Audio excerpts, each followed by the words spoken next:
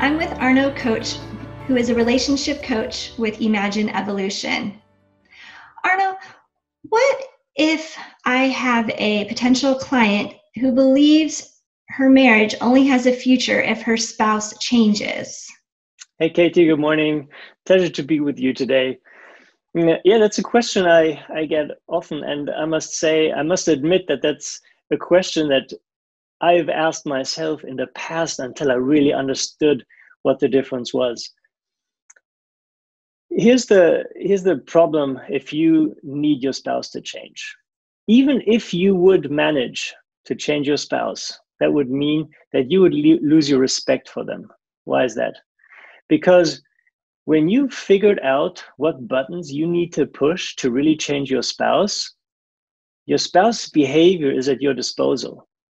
You can do anything with your spouse that you want to do. And that doesn't leave any room for respect. And you also lose your trust in your spouse because no matter how entitled you're about yourself, you will realize that if you can find the button that changes your spouse, other people can do. So you'll always be suspicious if that's happened, or you're probably expect it to happen anyway. So for those two reasons, you don't want to change your spouse, because if you do, your relationship is toast anyway. And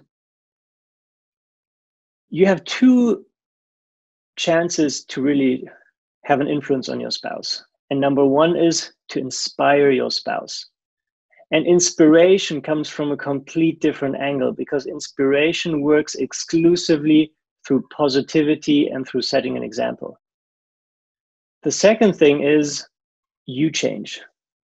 Because when you change, that means that the environment for your spouse changes.